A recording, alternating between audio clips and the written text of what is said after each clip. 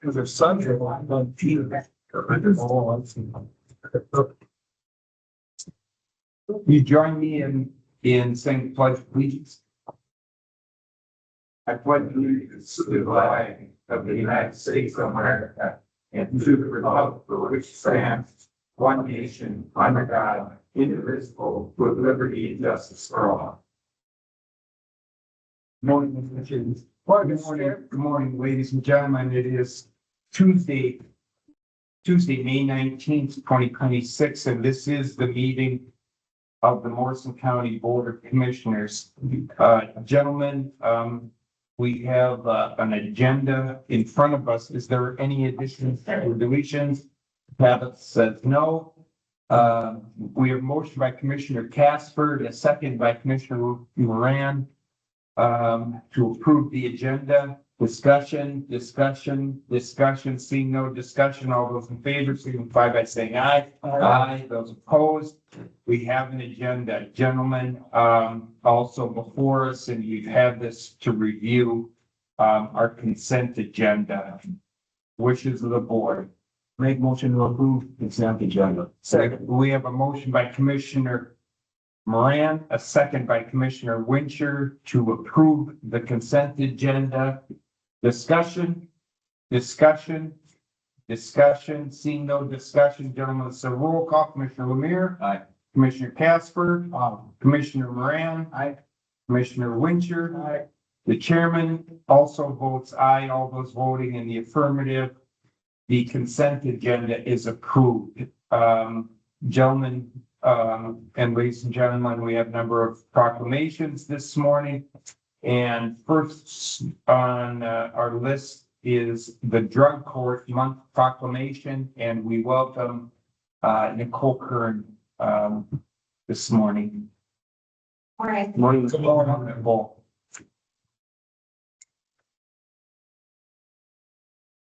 This morning behind me is the majority of the members of the Morrison County Drug Court team.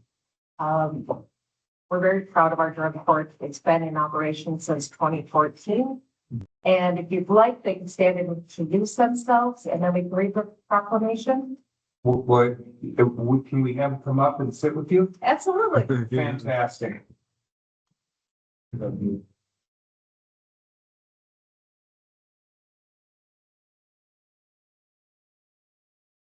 can bring a couple of chairs out. Bring a couple of chairs, come and sit down with us.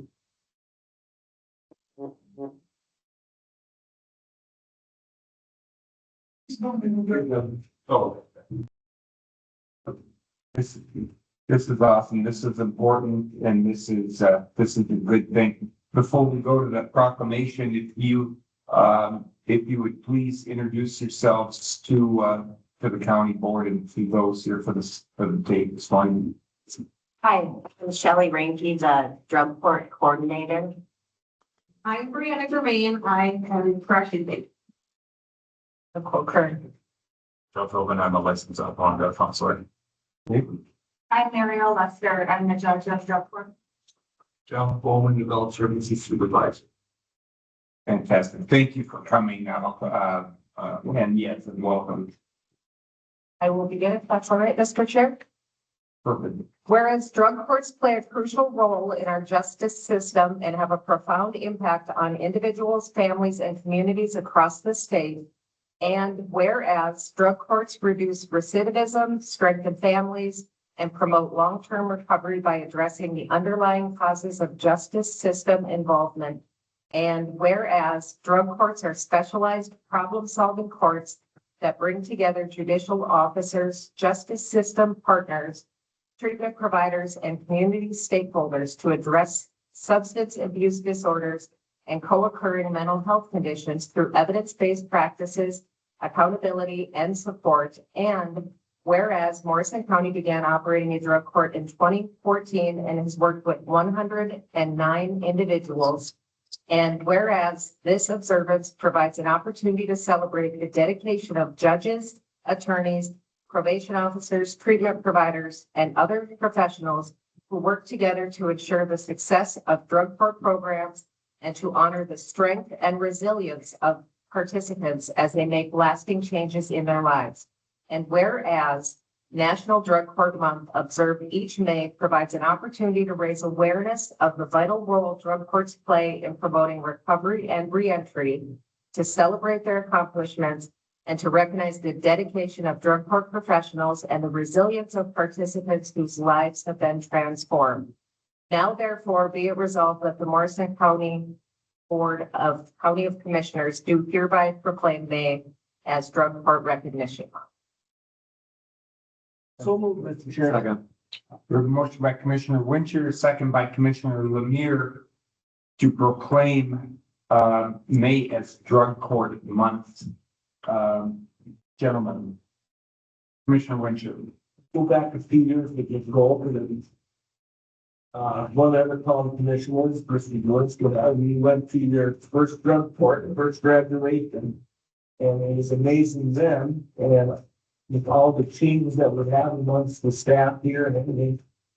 This is such a hard thing that you guys do to help other people make it through, because again, they probably just didn't go down the right path at the first time, and you guys are putting them there to go down the right path, and this is a great thing for the county, great things for the people here in the county. So again, I appreciate all what you do. Please keep up the good work. Commissioner Foster. Thank you, Mr. Chair. Couple questions. Is there an age limitation or frequent flyers can't repeat, or how does that all work? Yes, Nicole. Yes, there is no age limit, other than we have more success working with, people who aren't just turning 18. The younger individuals struggle a little more. There is a requirement that they have been on traditional probation and have failed. So as an adult at 18, that would take a little while. Let's see. But we do have people who have come back through drug court, but there is a limitation. They have to be out for so long. I see. I understand. Thank you. Further discussion, gentlemen? If I may, just one last thing. This is not an easy process for you. You went through that. It's not like they're gonna shake their hand and say, good job. These drug addiction, crime, they need to make up, and they need to do their work to pass this stuff. It's not. Okay, I think you could kind of give us short explanation of that. Yes, Nicole. Yes, the program is very rigorous. Participants are required to call into a whereabouts line and report where they are when they're leaving and when they arrive at their destination, so that their whereabouts are always known. They're drug tested at least twice a week. They have drug testing occurring daytime, nighttime, weekends, whenever. And they're required to be in front of a judge 3 times per month, but also they're talking with the team. Everyone on the team works together to try and help figure out what they need. It's a tough program. I think the average length is 18 months, but some have been in much longer, and that's okay too. Gentlemen, past, we've had the opportunity to visit with individuals who have graduated successfully, moved on with their life, completing the program and staying, I'll say staying clean. That might not be the right term, and I apologize for that. But and we heard of those rigorous challenges with this. It isn't an easy dish to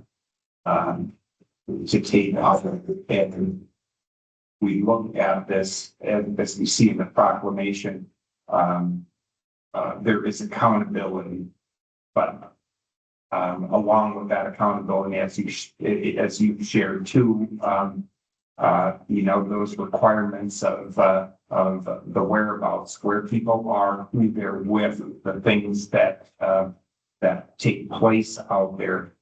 for the betterment of those individuals, for their, for their good and for their opportunities, for success out there. I think the important part of this is, that we have, highlight the support.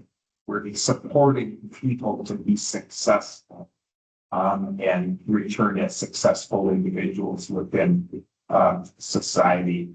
And Mary Ellen, I think it's extremely important for us to, extend our gratitude and thanks to you, and that the courts will keep this program going. There's so many things that become successes within our community, within our county. It doesn't come to one person, it comes to a team of individuals who collaborate, who work together, and share that common goal and the commitment there. And your commitment to this is extremely important, and we are very grateful for that. You're welcome. Gentlemen, any further comments? We have a motion, we have a second. All those in favor signify by saying aye. Aye. Those opposed, proclamation is adopted. I think we should take a picture because we don't get great opportunities like this every day. No. Let's just squeeze together. That's what this commissioner wants. Okay. Steve, you can do this. Yeah. I gotta be behind that. Oh. Thank you. Thank you so much. Thank you. Thank you. John, you're awesome. Thank you. Thank you. Thank you so much. Well, thank you for taking the time to come down today. You guys need one. We'll take a picture later. Okay, just for my. Hold on. Look at that. It's easy.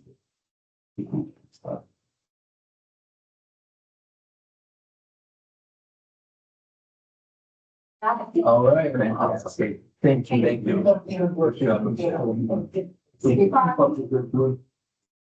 Yep, see you, Jeff. Thank you. Good day.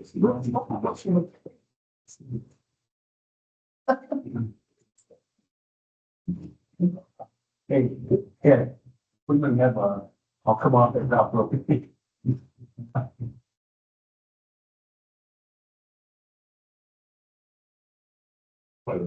Okay.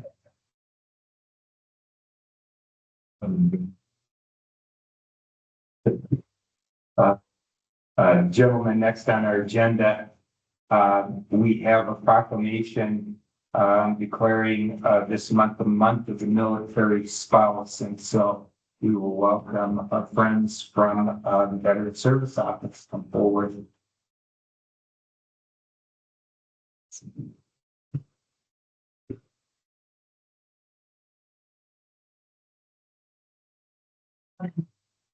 You guys, go ahead and pull up a chair and I'll ask you to state your names for the tape this morning, too. So. Well, good morning, Mr. Chair and Commissioners. My name is Christina Monberg, and I'm the Veteran Service Officer for Morrison County. Jim Segler, Assistant County Veteran Service Officer. Nick Potter, also Assistant County Veteran Service Officer. Thank you. When you get started. All right, well, some people don't realize that the spouses, like the children, have a different role. And in our office and throughout the military, the spouses play a significant role. If they deploy, if they're overseas, that's immediate, take care of the family and the needs. But as we see in the Veterans Office, we now see spouses, and those are one of our clients, and they're very valued. I have a great story. A gal came in, husband, World War II veteran, 95 years old, spry thing. He comes bopping in my office, and these are our customers. And so they get the benefits as well, and they have questions.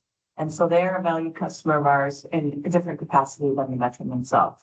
So Month of the Military Spouse was brought up last year by Commissioner Moran. Thank you very much. And so we like to honor the spouses as well. Dan? May.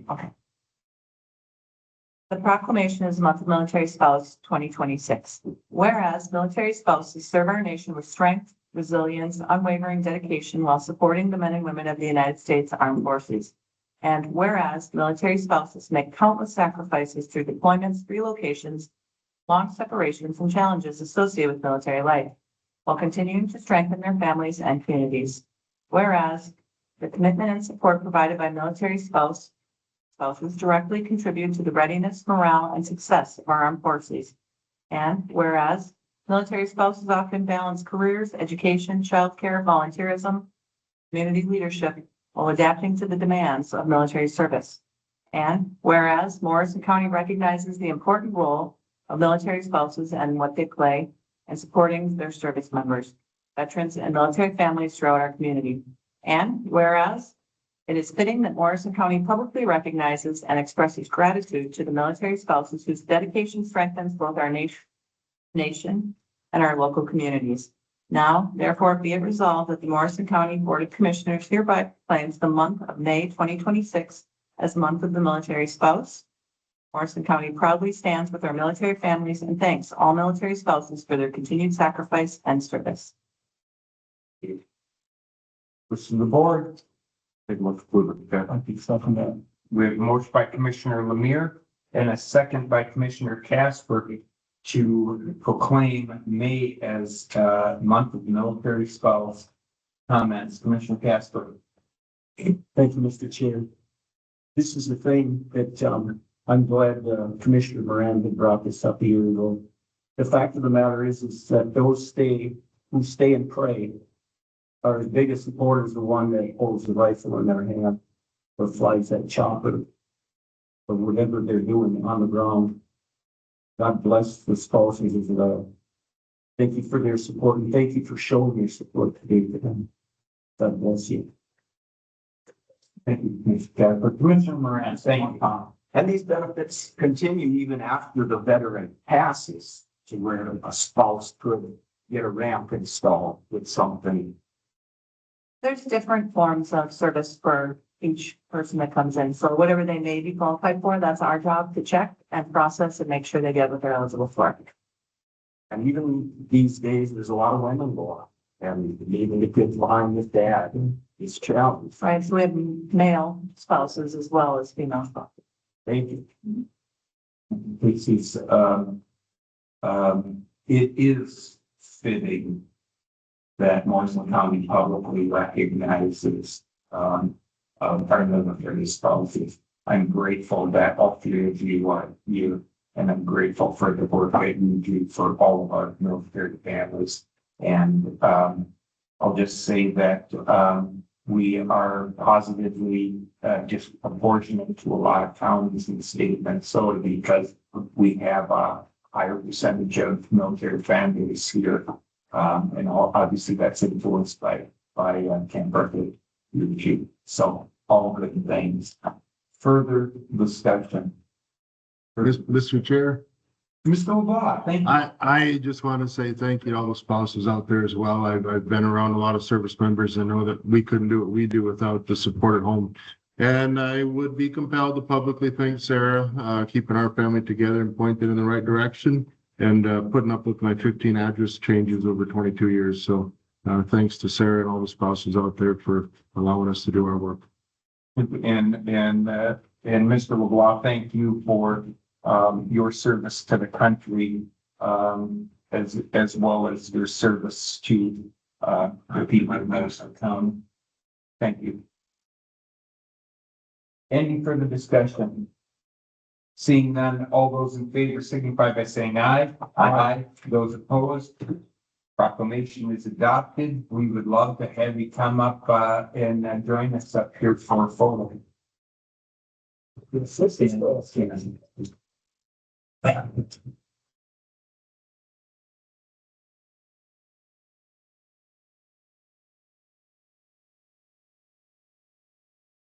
feel what you're doing, but they don't need. And take that.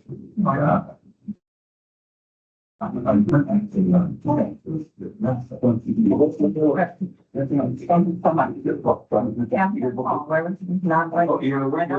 gonna be. Stand right in the center. Richard, come here. Come up right up here. Right up here. Next to that, are you gonna get in? No, Matt should get in here too. Yeah. We'd like that, we'd like that. Veterans. How's that? Yeah. Any other veterans out there? Yes, Sean's a veteran. I'm good. Yes. Thank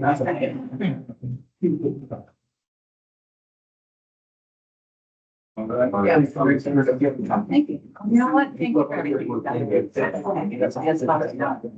Yeah. Vice versa. Yeah, that's right. Thanks. Have a beautiful day. Thank you, sir. Windows on, right? They are happy about it. Yeah, I like your running. You see? What's in Not a good thing. Yeah. You want to go in there?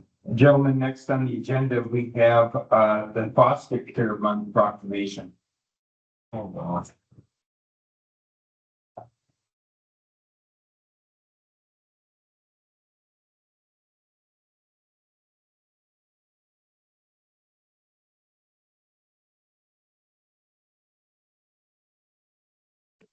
Morning, Mr. Chair. So may Good morning, good morning. start out with introductions. Nathan Bertram, Health and Human Services Director. Erickson, hospitalizer. Kim Missouri, child foster care licenser. Nikki Allen, child foster care licensor. John Bowman, Adult Services Supervisor. Fantastic. Thank you for being here this morning. And I bet you're gonna read the proclamation for us. Fantastic.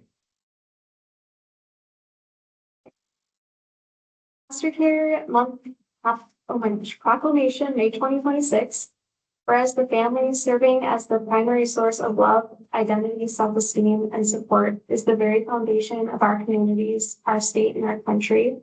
And whereas Morrison County Social Services currently has 25 licensed child foster care families / relative foster families and 4 corporate child residential foster families who have opened their homes and hearts to children whose families are in crisis, play a vital role helping children and families heal, reconnect, and launch children into successful adulthood.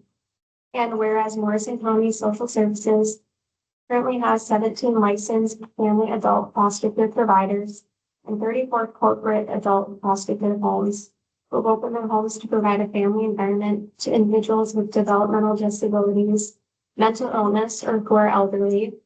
And whereas there are numerous individuals, public and private organizations who work to increase public awareness of the needs of children and adults in foster care, as well as the enduring and valuable contribution of foster care providers. Now, therefore, we, the Morrison County Board of Commissioners, do hereby proclaim May as Foster Care Month in Morrison County and urge all citizens to volunteer their talents and energies on behalf of children and adults in foster care, foster parents, and the professional staff working with them during this month and throughout the year. Gonna make a motion for approval. We have a motion by Commissioner Lemire and a second by Commissioner Wincher to approve May as foster care month. Comments, Commissioner Moran? How are the numbers of the homes? Are they on the decline? Are they not? They're pretty steady. I thought I saw a report somewhere, but I did submit a report. It is notable that child foster care is decreasing quite a bit over time. One of the things we have discussed is that I think we need to be tracking our relative care foster home because that can throw that number off. As we have had an increase in child protection placements due to the drug and alcohol issue and the drug issue. We do a more intensive job of looking for relatives. And those relative homes then do tend to close after the permanency's been resolved. So that can artificially impact that number a bit. However, it is noted that for Morrison County and throughout the state, having general non-relative foster parents, it has declined in the last 10 years quite a bit. And that is statewide issue. Thank you. Mr. Casper. I'm just curious, thank you, Mr. Chair. Melanie, does that mean that there are more kids that are actually in troubled homes still sitting in those homes and it's not coming forward? Or what do you see? Or is there that many more relatives stepping up? We do an increased work, a lot of investigation to find relatives. Okay. That has been increased by statute, but also by best practice. Because what we have noted through years is that kids that are with family seem to preserve that feeling of connection and have better outcomes. So not only is it required, but it is also better in the long term for kids. Very good. Thank you. Thank you, Mr. King. You're welcome. Commissioner Romero. I just want to say thank you for bringing this forward for individuals to open their homes to children that are often have difficulty on mental illness. That's a big thing to do, and it's someone that they can build up or do that type of ones. One I am interested is that also foster care for the elderly. How does that come about?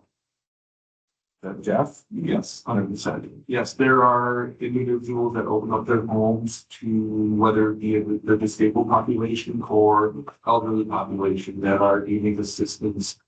That is their preferred locations of where they are not able to live independently anymore, whether that's due to their own physical limitations or the landlord and home service providers as well. Oh, that's incredible. No, it's, thank you for bringing this forward. These people are very much to be recognized for what they do for their community and that have covered in the game. Thank you, Mr. Chair. Yeah, thank you, Commissioner Lemire, and you know, thank you for highlighting that too, that we do have adult foster care and we have those needs, and that's certainly taking away nothing from the needs of children in foster care, but we recognize both those populations out there and the needs for those services. Any further comments?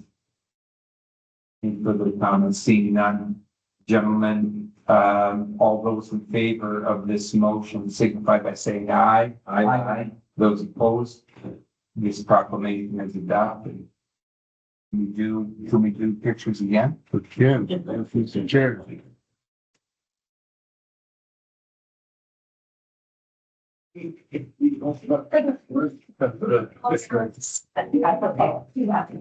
Yeah, I'll just.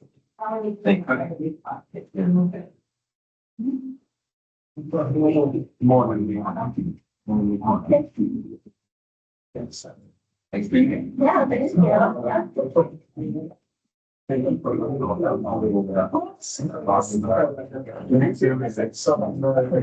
Yeah, thank you.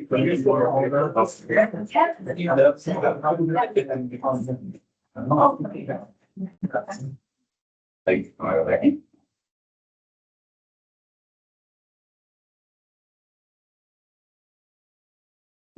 Yeah, thanks so much.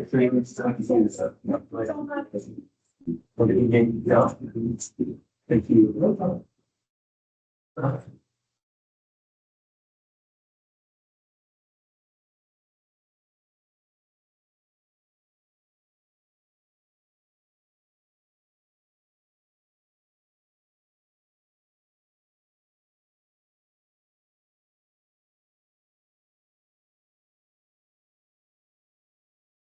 More proclamation here this morning, and it is for our emergency medical services week proclamation, and Sheriff was here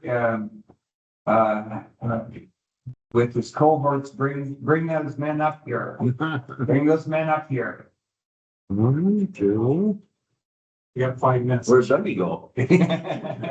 So Doug got dive trained, so it's not.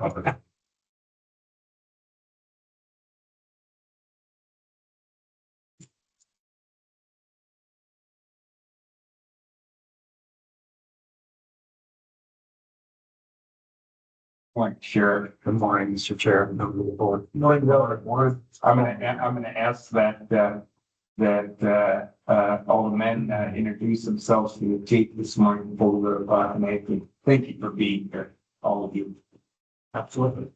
So Sean Larson, the sheriff. Jason McDonald, Chief of Police for Open. We're gonna keep that. Sergeant. Phil Girls, Phil, sorry. So, Chief, McDonald and I are gonna tag team this. I'll start off, but before I start, I do want to thank all of them because I definitely want to recognize everybody that's here and not here, being a rural county. Seconds matter, and when we have volunteer teams, responding, sometimes for us, it could be 15 minutes to 30-minute response. When you can rely on your first responders, keeps us all safer, right? So, unfortunately, these are the guys you see when you call 911 and it's the worst day of your life. So, we're thankful for all of us in Morrison County. So, thanks for having us. Thank you. Thank you for coming. So if I can, Mr. Chair, I'll start it off, and like I said, we'll take teams. Awesome.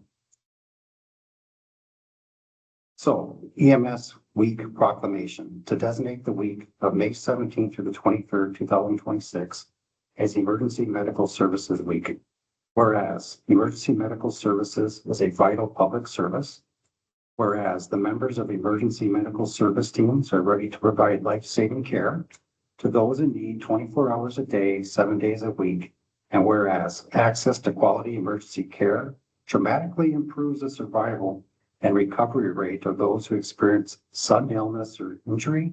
And whereas emergency medical services fills healthcare gaps by providing important out-of-hospital care, including preventive medicine, follow-up care, and access to telemedicine. And whereas the emergency medical services system consists of first responders, emergency medical technicians, paramedics, emergency medical dispatchers, firefighters, police officers, educators, administrators, pre-hospital nurses, emergency physicians, trained members of the public, and other out-of-hospital medical care providers. And whereas the members of emergency medical service teams, whether career or volunteer, engage in thousands of hours of specialized training and continuing education to enhance their life-saving skills. And whereas it is appropriate to recognize the value and the accomplishments of emergency medical service providers by designating the emergency medical services. Now, therefore, the Board of Morrison County Commissioners of the great state of Minnesota, in recognition of this event, do hereby proclaim the week of May 17th through 23rd, 2026 as emergency medical services. Motion approved, Mr. Chair. We have a motion by Commissioner Lemire and a second by Commissioner Casper to approve May 17th through 23rd of 2026 as Emergency Medical Services Week here in Morrison County. Comments? Commissioner Winchell. This is an emergency medical week. I don't believe it just stops in one week and goes on. This is something that's going on in the whole year. I was just up in the village here and I just realized this is a large county we're in. I'm sure this is that, it takes them time to get there. And this is something that maybe you guys have an explanation from, when you get a phone call, yeah, somebody's, having this condition or whatever. If you have a long time to travel and think about what to do across this county, and I don't care if you have 200 emergency people or just one, you're coming into a hornet's nest sometimes. Again, and people should really appreciate what you guys do. Then I can't imagine, when you get there to, assess what's going on and, keep people calm is a big one too. I look at that. You guys gotta have a lot of patience in you. And again, myself and the rest of the board appreciate what you do here in the county. And again, thank you very much for being part of this town. Thanks, Chair. Commissioner Moran. yeah, I'd just like to thank Jason. He comes pretty regular to these Morrison County Public Safety meetings. He's there, he's informative. At our annual meeting, he put on a nice informative talk about even something as simple as where these EMS people should be parking in an emergency, not being in the way. It was very good, and, thank you for coming to these meetings and we did. Thank you, Commissioner. Gentlemen, I'll just share that,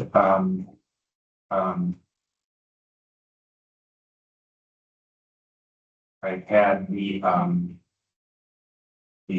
experience about 5 years ago when my father, had an accident. It's involving an accident on a farm. And got caught in a piece of, farm machinery that could have been big, was not, but, I remember that event, like it was yesterday, and I remember the first person, on the scene, outside of my brother and I were first responder. And then sheriff's department, right behind. And so, I look at this, through, a more personal lens and understand the importance of, not only the first responders, but, people in uniform who have the training, the correct training to respond, to save lives, to save limbs, to try and make the best out of that situation. So I'm extremely grateful, Sheriff, Chief McDonald, for taking the time to come up from Love and be with us here. And then certainly Jason and John and Joel, taking the time to meet with us this morning. This is important, and it's your actions that saves people's lives, and we don't take that lightly. Commissioner Custer. Thank you, Mr. Chair. Yeah, you five and your cohorts, you're the superheroes. You step in harm's way. A lot of us are sleeping when you guys are out on the road, running to an accident, running to a scene where people are out of control, and you bring control, and we thank you for that. You guys are heroes. Keep up the good work. Thank you. Thank you, Mr. Chair. You're welcome. Further discussion. Seeing no further discussion. Gentlemen, we have a motion and a second. All those in favor signify by saying aye. Aye. Those opposed. Gentlemen, this proclamation passes. Gentlemen, you gotta come forward. You can't get out without a picture. Pictures, please. I can tell them all about that. That's their favorite. It's not that easy. Big guy.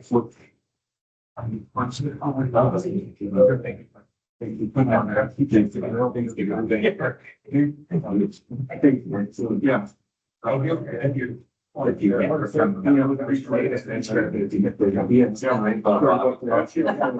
see you. Vince is the tallest one. I'm scared in front of Bobby. Yeah. Please do it. Thank you.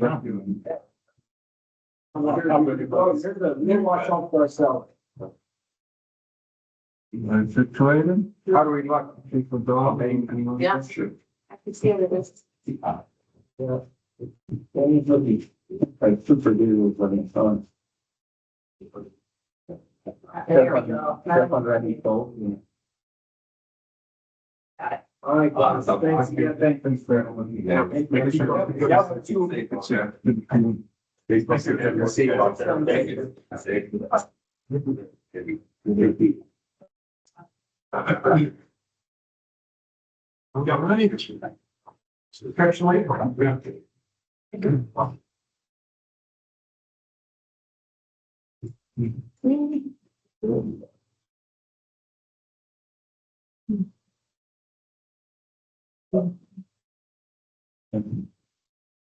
Gentlemen, next on the agenda, we have Nate here with the Health and Human Services report.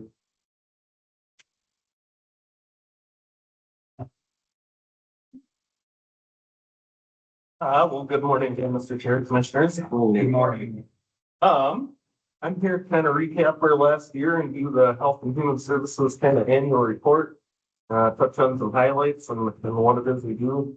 I'm gonna change it up a little bit this year, kind of mid-report, and I'll let it be a surprise, I guess, so to speak, for that. And hopefully that goes off without a hitch, but, so Health and Human Services, this is my third year doing this report, for the board, and it's gone quick. And I can say that we're still fine tuning some of this report and what it should look like and what you all would like to see out of the report. But really, I can sum up, what we do is we're just really here to help people, and especially our most vulnerable residents.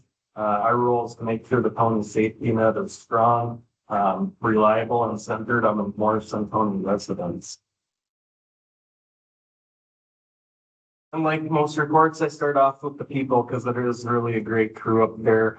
Their knowledge on how to administer these programs and work with individuals is second to none. 106 employees for combined years of service of 961. So, wow. There's a lot of experience within Health and Human Services, and my goal is to try to keep it at around that threshold. It's roughly what it was when I started. And so about a third of our staff carry about 70% of the experience. And so just so then it works out in math, 36 employees account for 684 units. Comparatively, the last year was 35 employees for 665 units. So comparable, but we've actually increased in some years of experience. And that I point some to turnover. So our turnover reduced from 24 to 25, dropped about 25%. So it was about 5 less people than the year prior. And so I think that points to the direction that we got a strong culture and we're doing good work in the community, and people are liking it. I think the other thing that I had mentioned is in the next probably 5 years, there's probably 10 plus people who are looking at retirement. And so how do we transition them out and bring new people in and get them onboarded?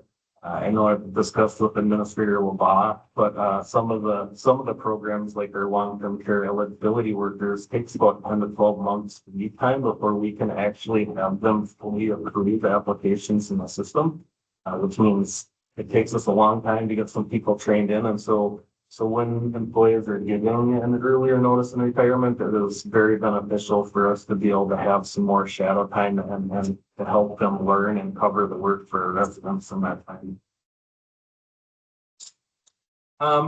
Again, you've seen this one before. It hasn't changed much. This is what we look like flat on paper. Those are the teams. I know it's really small. If you ever want a bigger version, I certainly can tell you that I told you. I think I would maybe call out the 2 yellow boxes that are on there from last year, or went on there last year. And that was part of that reorganization plan about reducing and office support staff, adding a child protection worker sometime this year. I just highlighted those yellow as that's kind of a pending in progress thing. At this point, our OSS team has reduced on staff, and we're still working on the legislative updates before we bring forward any position to the board for the discussion.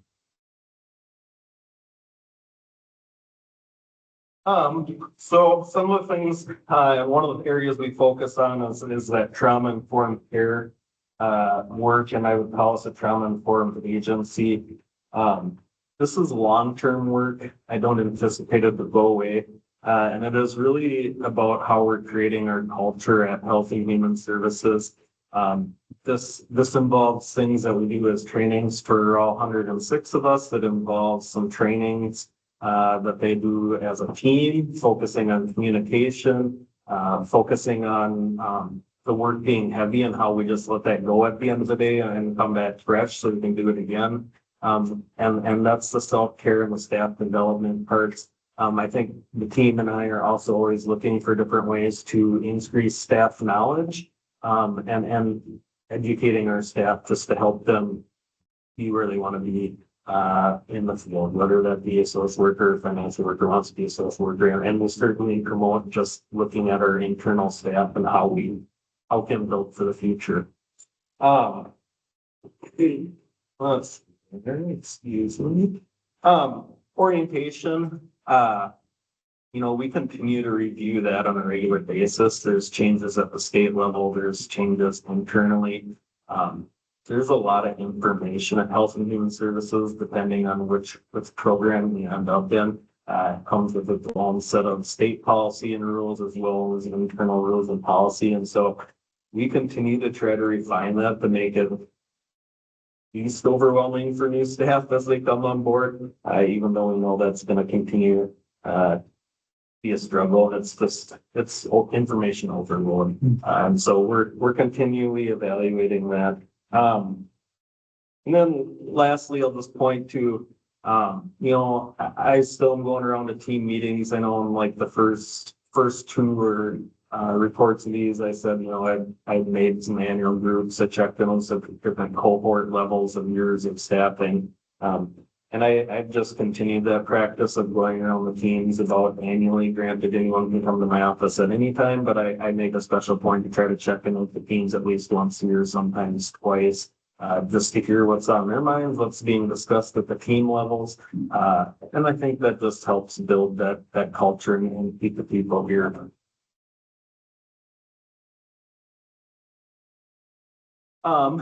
So this is us at a glance. There's lots of little one-off programs probably that stem off of some of these major bulleted programs. Many of these specific areas come to you in these separate reports throughout the year.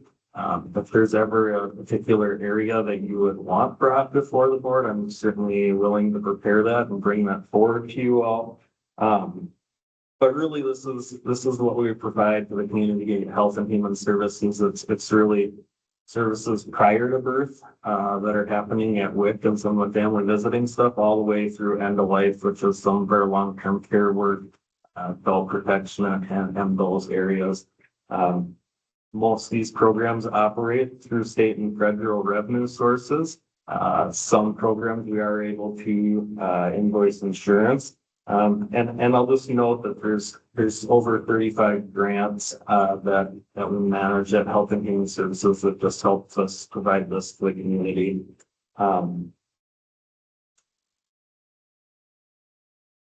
we're gonna try something a little different here, and I'm gonna see how that goes. I'm kind of a data nerd, so to speak. So I like digging into the data. I mean, we've started that.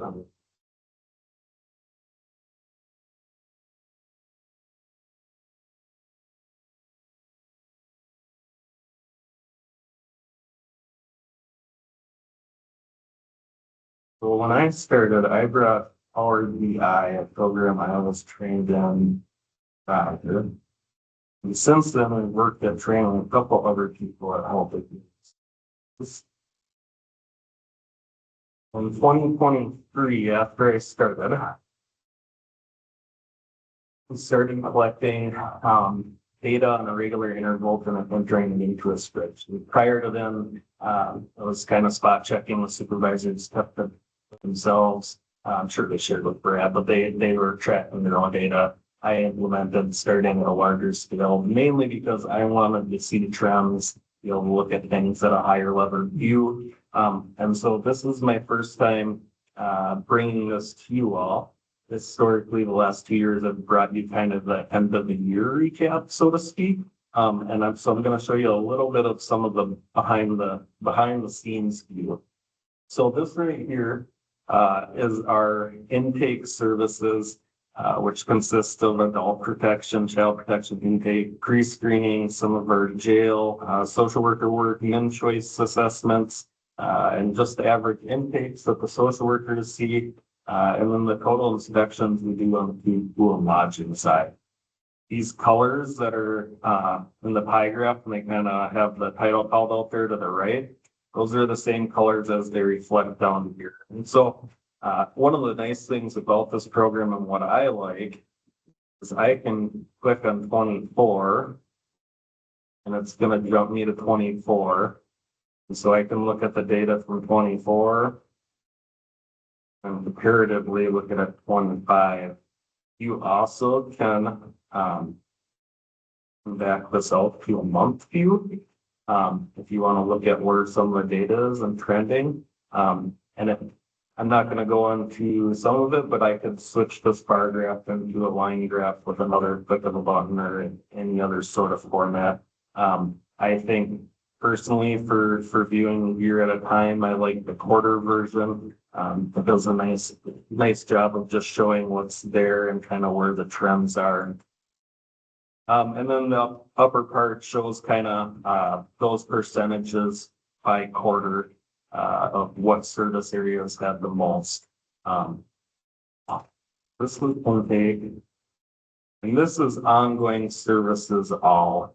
And so what I'll point out is this lime green one, whatever color you want to call that, I guess.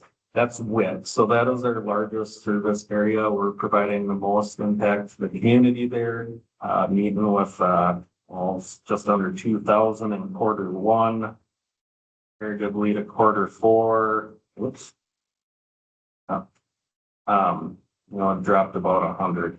And so the average of ongoing services for case management and direct family services per quarter was roughly around 2,000 individuals and families. Broken out a little bit further, this is adult services. In adult services, our largest service areas are SMBC care coordination. So that's our contracts with the health plans. We're providing care coordination to the residents, most of which who are elderly. And sometimes it's just coordinating services in their home so they don't end up into another setting. Followed by our disability waivers is probably the second largest program area.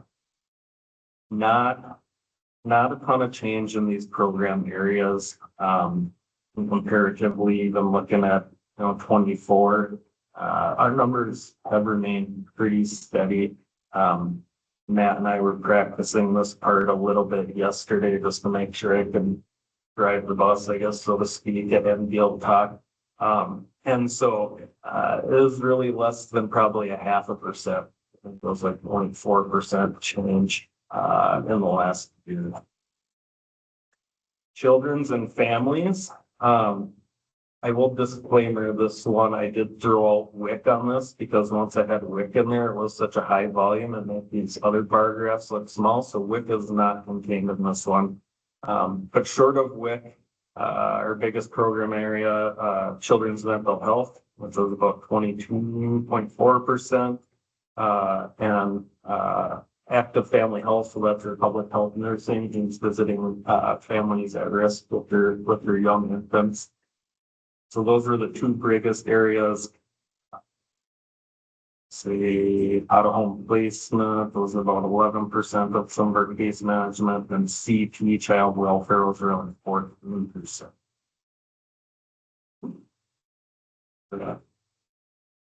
For financial services,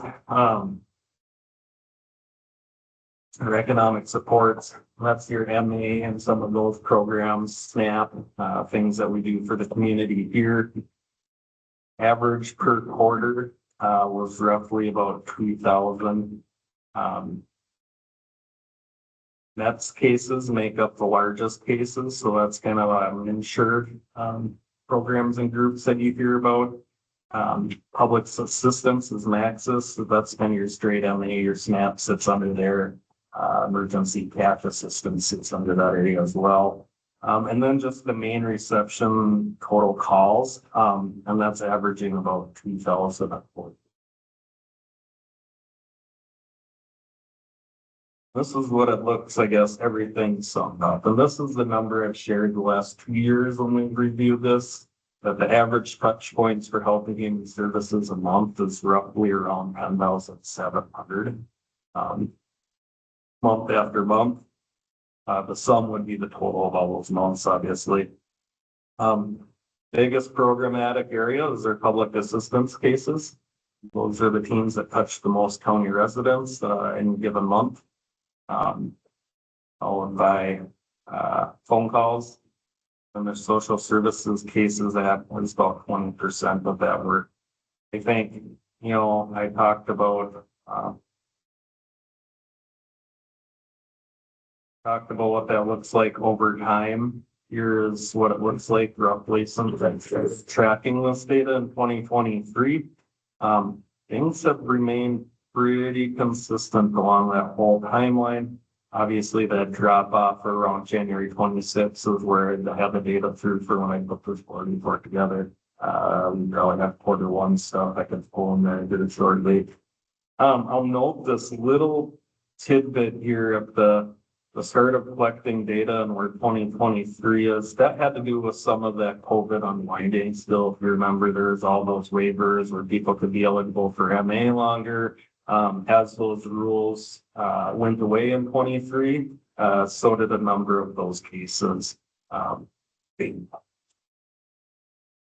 Questions on this before I give it back to Matt for control? Mr. Chair, Commissioner Moran.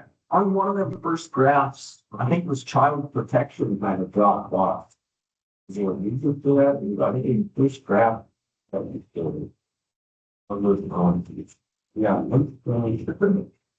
This one I can third one do some stuff. Oh, is that just the first graph? No, I'm taking services. This one? There, yeah, that big purple one. So with all things, And other years, I think you showed like 2014 for it, and it dropped off. I'm making a copy. There's 24, and here's 24 and 25. So, that big purple bar is, I'm assuming the one you're talking about, which is the sum of intake. So some of that has to do with how we're tracking that. I talked, because this is kind of a Katy area and an Aaron area as they supervise the two intake social workers. And so there was discussion about how we were tracking that and what shouldn't be tracked in that. And there was some duplicate counting in those initial graphs. And it's really hard to go back and search by month in the state programs we have. And so that was some fine tuning by me and the team, and it should look pretty consistent throughout all. good, thank you. When I look at that, the intake calls in 2000, averaging about 2,000 calls a quarter. That's, so when you break that down, that's averaging 4 calls an hour a day for, for service. So this is a busy place. Your department's a busy place. And Mr. Chair, I think I would add, those are just kind of the calls that are captured from IT that are coming into our main number. If residents are calling either direct worker because they know their extension, those aren't even included in this count. And there would just be no good way to collect all that and try to funnel down on. It'd take too much time, essentially. So that is just our indoor main number. So if they call direct dial a social worker or use their cell phone, that is not included on this. I mean, if You may. you have like 10,000 touch one is per month, correct? When you say, then we have 33,000 population. Where are these numbers coming from? Mr. Chair, Mr. Mercer, sure. I've said this the last couple of years, and it's not a distinct case count. So by that I mean a resident could be receiving WIC services, could be on MA, and they might have a children's mental health case. And so that person might get counted 3 times in that month. They also might call the main office 4 times, and those would all be counted. And I waffle a little bit back and forth. One, I don't know if I can get a distinct count because they sit in like 7 different state programs. So it would be a lot of data pulling to try to sort through that. But the other part of that I waffle on the most is those are still all word touch points. It doesn't change the fact that that person might have called 4 times and might have been seen in 2 different service areas, so it's still a valuable count of the work. It's just not a distinct person count. I think, this is from memory. I want to say that our MA numbers are around 2,000. I don't have that number with me. I said we can get that. So like, when you look at some of the financial worker ones, which was average a quarter of 2, so that's like 700, month roughly. So that's 700 cases, but there's 2,000 sitting out there. That makes sense. And so, it's not a distinct person count. It's more of a word touch point count. And we bring up Wicklow, it's 2,000 clients or whatever, but that's not every quarter you're adding. So I'm assuming that they're all repetitive. So you could probably have 15 or 1,800 repetitive. And with the new clients, maybe would be decreasing, would be increasing, but in total, they're just the same people that are part of us. You know, to me, I look at that, well, we're adding 2,000 per quarter, you know, it's really this. If you can kind of explain that. That would be correct. It's an ongoing case count. So, that's not specifically new enrollments per, we would have to dig into that a little bit more. It's just an ongoing case count to kind of measure the work and see where we're trending up, trending down, and if we need to. Thank you. Commissioner Casper. Thank you, Mr. Chair. So Nick, question to you. Do you, first off, this is amazing, these graphs, I mean, all these bars, it's incredible, the tracking. Do you see anything you made mention things seem pretty level, but is there anything that alarms you about what we've seen when you look at these? Mr. Chair, Commissioner Casper, not right now. I mean, there's a lot of pending legislative stuff and some of the HR1 stuff where we're gonna have to process applications, every 6 months instead of the annual. There's gonna be some changes in work demand. So we're monitoring those, but I know that's the hard part. Like, we're gonna have to process those twice a year now, but it's not gonna change the case count, but the work volume has a little less than doubled in some of those areas. And so, we monitor that. I think most of the social service areas seem to be pretty consistent. With some of the new care being acquired by Medica, I guess. We're monitoring that for care coordination numbers too, and I might have to make some adjustments there as well, but. Again, thank you. Thank you for all your work on that. Thank you, Mr. Chair. You're welcome. Further discussion. As I disconnect and give control back to Matt, if there's no other questions on this area, sorry. No, that's fine. Go ahead. We are using, so Eric, our fiscal supervisor, was also one of the staff that we trained in this area. And so we're working at putting some of our fiscal reports into this system as well. And we started doing that last year. Long-term goal would be to figure out where to merge these two together to really kind of have a comprehensive view, budgetarily wise and case count wise, in one place in North Draft, I guess. Not that we don't have that now, it's not something. So that's some of the areas we want to use it for. Emily and Loomis was the other person we trained in just to look at some of our public health data. She works with a lot of that as far as health assessment, but that forward. So this was kind of that last graph that we looked at. On the left there, on the right, I think I would just call out. So those are the touch points per month, and I kind of put the last 3 years that I've tracked this into a graph. Again, I would say 23 is kind of that tail end of that COVID stuff on the financial worker side. And that's why you see the drop to 24. And so I will continue to keep this data. if there's something differently you would like to see when we get ready for next year, or even after this for colors, you can certainly tell me that, and I can work on incorporating, building that in. But I do intend to keep this because it's helpful for me to determine where staffing needs are. So I think I referenced before, the different technology systems we have, the green screens that stirs up those 7 state programmatic systems. Just really hard to work with, really hard to get data and numbers out.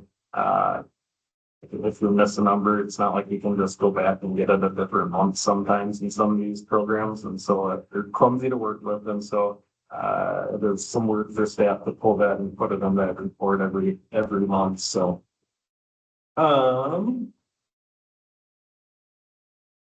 moving on to a couple of highlights. So every January since I've been here at Healthcare and Community Services, we've sat down and kind of looked at our priorities the next 1 to 3 years. We often do a short SWOT exercise, which is looking at our strengths, our weaknesses, opportunities, and threats. And that's just as it is with the environment changing around us, whether that be legislative changes or other community changes that we need to be prepared for. In 2026, we really focused on stable support staff, growth mindset, and community enhancement, and then transparency and accountability. When we move into that January timeline, there's lots of discussion about fraud, us being open up front and sharing the information to help squash rumors, I guess, so to say, was a priority that we wanted to bring forward. And I would say just this annual planning helps us be agile and pivot when there are changes in the community and with legislation, and allows us to move the teams where we need to support. Over the past year, we've advanced several key initiatives. So end of 24, we did the Sauer Family Grant. All 2025 consulting perks worked on that assessment, looking at family and community resources. We brought that to the board, I'd say a couple months ago, to discuss that. That work has been important. It's brought together several key partners. Arrows Family Service has been one of those. Also, the Franciscan Sisters have been a part of some of those discussions and how they play a part in the community as well. That grant at this point, I'm happy to say, is expended. Arrows Family Services has really kind of came forward as a lead in this area, and we're helping transition our leadership off to them and more of a partner role for us at Health and Human Services. And really the goal with community resources, that is to prevent the need for deep down services that Human Services offers. Really, hopefully it becomes a spot for community to go, get services and direct it elsewhere, which hopefully reduces further needs for child protection and some of those down the future. Cannabis work. I know a couple commissioners who were at the CHP meeting last Wednesday. Got to hear a little bit more about some of our Lock It Up campaign and some of the work we're doing in the community. And this is actually quite a large region. I think there's 8 counties or something kind of in central Minnesota working on this Lock It Up campaign. Morrison County is one of those. And it's really about making sure substances, whether it be or people are using gummies as it's legal now, are locking that up to not have young ones get into that. And so that's been some really good work. The public health team have been doing this year. And then I have the law enforcement social workers. So 25 marked 1 full year of that program. We had about 550 touch points with that person in 2025. I would say about 2/3 or 66% was Little Falls area, and 33% was Morrison County at large. Law enforcement and Health and Human Services continue to discuss this position and its benefit to the community, and what our long-term plans is there. But I will say from my perspective and the feedback I've heard, it has been a great addition to Health and Human Services. And a part of that, I would say, has really opened the doors to some of these other community conversations with the hospital, law enforcement, Oasis, Hands of Hope, Northern Pines Mobile Crisis, just interacting and discussing how do we meet crises in our community better. And so that has helped move us forward in that area and just made for ongoing meetings to discuss it. I would also call out that we work closely with the school district on the public health side. I'm looking at reunification plans and helping them develop that plan at Camp Ripley. In the event that we would need to evacuate a school. And that helped form the template for other school districts to use within Morrison County and out of Morrison County. And collaboration just continues to be a core part of how health and human services succeeds. And then it will continue to be and do what we're doing with other communities. So.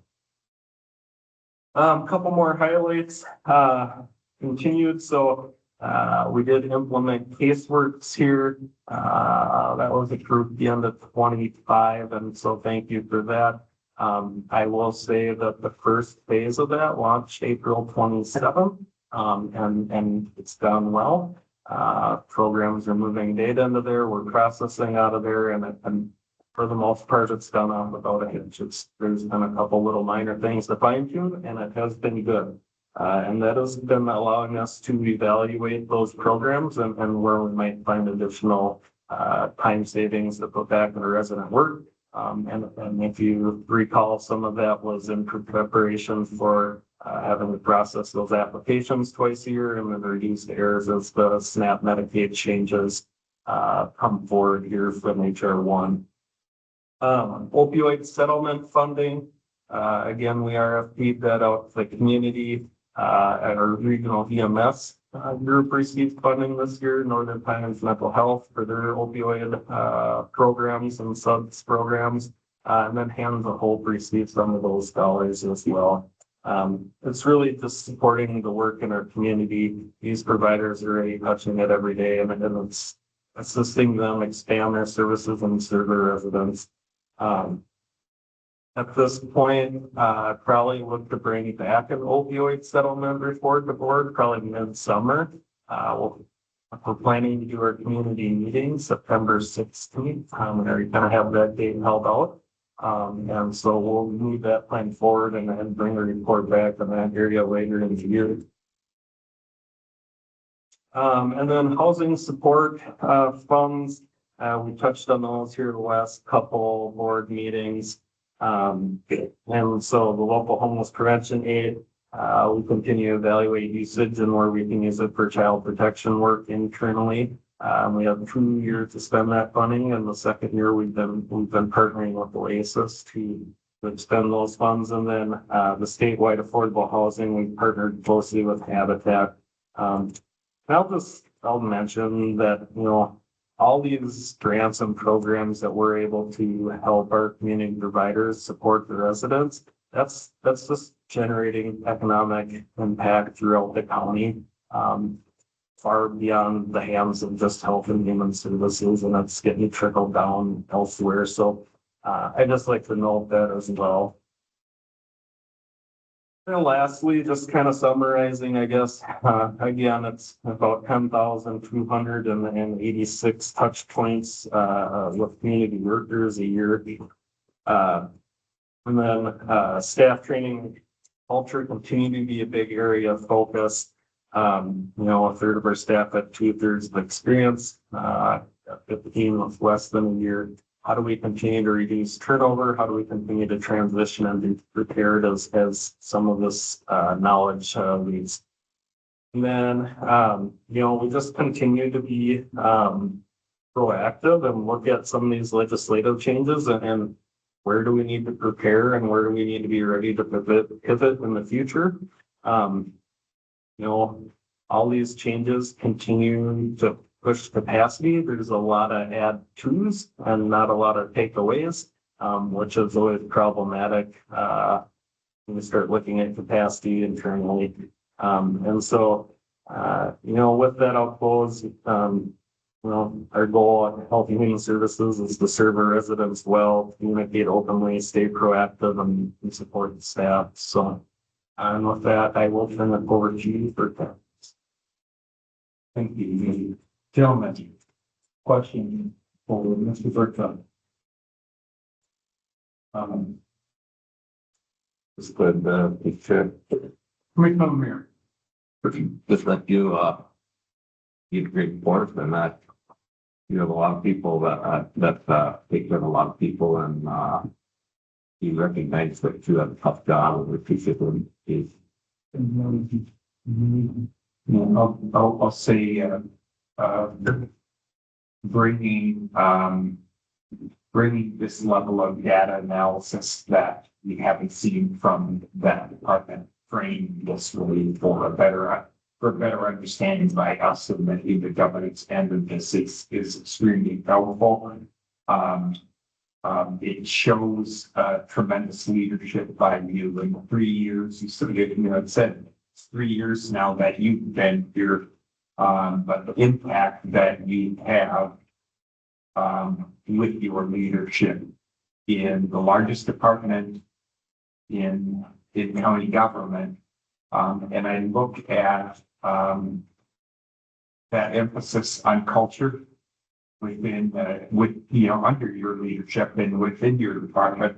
And so we see some of the obvious fruits of that here in, a lot lower turnover rate under your guidance and your emphasis. And I think that helps lead to a greater level of success in health and services, but also makes you extremely more efficient. As you know, you spend less time having to train or retrain individuals because of turnover. And I think it's important that we make note of that here today too, because you do have, as you've shown us, the number of touch points for the public within the county to me, is almost staggering. The numbers are almost, daunting. But to do that with keeping all of your 106 employees all focused on that, I know doesn't come easy. And we want to make sure that we're, as a board, that we're here to support you in continuing the service to the people of Morrison County. And I thank you for your commitment and your leadership, Nate. And it's Bobby and I have the pleasure of working with you with the Tri-County Community Health Board, that too, and we see and firsthand experience on your leadership there with our cohorts from Todd and Medina County. I look back and I see some of the things that have taken place and have changed here, that transition from South Country Health Alliance. I know that was prior to your coming here, but we still have, as you had mentioned too, we have health providers that have morphed into one who no longer exist. Those providers still have to be out there. Those insurance providers still have to be out there. And then I'm very grateful for this initial report on to us on caseworks. That was a big decision. And that came with a lot of discussion with you, with the members of the board, on moving to and initiating that. And to hear this report, that first blush on this sounds like things are going well and going positive. That's a good thing, and I'm happy for you. I'm happy for the staff. That was so a tremendous report, one that we haven't seen framed this way, and I'm glad that you have that desire for data analytics and are willing to share your talents with us that way. That helps educate all of us in those discussions, about what happens up at Health Needs Services. So I appreciate that. Any further discussion? Commissioner Passford. Quick question. Nate, I know at the state level, they've been using antiquated equipment. Is there any word that they're gonna step out and do something about that? Mr. Bridger. Well, I haven't got a chance to page through all the legislative updates that finished up Sunday night. High level summary, it sounds like there was like 90 million for the next 2 bienniums put towards system modernization with steering council as well as some requirement to keep that balance at like 50 million. If and when there is state surpluses, any surplus would have to go into that to try to keep that fund at that level is kind of the high level version of what I've heard passed. I haven't got a chance to read it word for word. So essentially they've set themselves up to try to dig out of the hole we're in. So I'm hopeful that some of that will move forward. I worry a little bit about, your Minnesota IT's capacity and how much they can move forward at once. And so I don't know what that means. So my assumption would be they pick a program, work that forward, another program, work that forward, and it'll be a handful of years in the making would be my guess. Okay. Thank you. Thank you, Mr. Chair. You're very welcome. Any further discussion? Any other questions for Mr. Bertram? Monty? Gentlemen?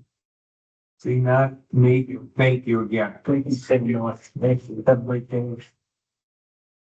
Gentlemen, why don't we take, let's take about 5-6 minute break. And then we'll come back and visit with Amy. The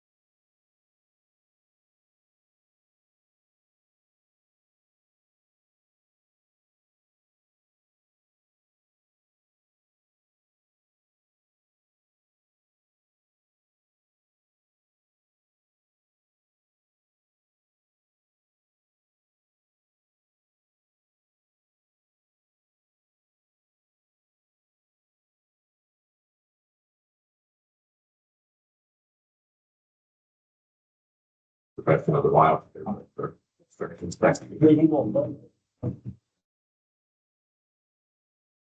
He's a handle. Yeah, I like that one better. It scared me. The other one. I thought it was a heart attack. I put a rubber That's, on top of it. that's why they have that. That's why That- For that reason, it brings everybody to attention. Our 5 minute break turned into a little longer and I'm glad it did. Amy, good morning and thank you for being with us this morning. I just have one hopefully short item for you today. I've got a conditional use permit application from Parker Township. This is to continue, or actually to expand a town hall. This was recommended for approval by the planning commission. And so now it's for your consideration. Mr. Chairman, wants to approve. Second. We have a motion by Commissioner Lemire and a second by Commissioner Wincher. Discussion. I thought it went very well during the planning commission. There's no water on base. There's no sewer to worry about. It's pretty straightforward. And if I understand correctly, the township had, obviously I represent Parker Township. They had contacted me a while ago previous to this. They had to go through the variance process prior. Yes. So prior to the planning commission's consideration of the expansion, because the expansion they were proposing was going to encroach on the setback from the road right of way, and it was not compliant with the side property line, they would secure a variance before they brought this forward. And they're kind of in a corner, up in there, but, I'm glad that, all concerns seem to be answered. Yes. With this, any other further discussion, seeing none. Gentlemen, we'll make this a roll call. Commissioner Lemire. Aye. Commissioner Winter. Aye. Commissioner Brand. Aye. Commissioner Casper. Aye. The chairman votes aye. All those voting in the affirmative. Motion prevails. That's all I have for you, Mr. Chair. I wish you a great day. Thanks for your patience. See you soon. Yes. Big meal.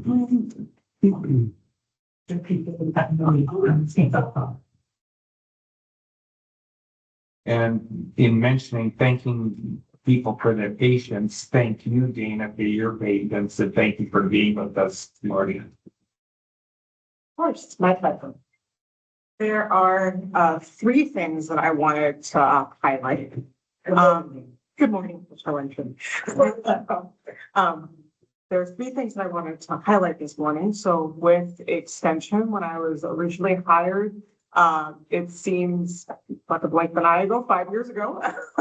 I was told my focus should be dairy and beef initially, and then with time and developing networks in the community, I could drift more into small ruminant education. So as of about a week ago, I reached out to a farmer, and I'm holding a goat field day on June 3rd from 5 to 7 p.m. in Albany, Minnesota. I had a steering committee last fall, and they said that the sheep and goat community is ravenous for more education, field days, engagement, that people are interested in filling this niche in the animal proteins market, and they want to get in there and they're looking for education. So on June 3rd from 5 to 7 p.m., it'll be in Albany, Minnesota. I went out to his farm last Wednesday. Great guy, father, son, working together, renovated poultry pullet layer barn that they renovated into a goat building, because I drove past them just like that couldn't possibly be the site. And you go inside, you're like, clearly retrofitted. Great manager, looking forward to that field day. And I would be flattered if you could share that information, and even more flattered if you could attend. So that'll be June 3rd from 5 to 7 p.m. In Albany, Minnesota. And I would I guess, love to relay that information to Commissioner Winter and Commissioner Blaine so that you could spread the word. Second up, we are in our 30th year of the Alfalfa Scissor Cut program. So that spans 10 counties, all the way from Carver County, all the way up to here. I think it was last year, the University of Wisconsin-Madison said, this is fabulous. Can we join you to some extent? So I think there's a few counties over there that are participating, but we have been the Scissor Cut program for 30 years. What that requires is that from when alfalfa is about 14 inches to when you harvest your first cutting, we have educators come out and collect alfalfa samples. The farmer will collect the sample into a lab for them to analyze it. And then we share that information. So the power comes from the dissemination. We share that information, in danger of hitting this, through a portal, like an online portal that people can view.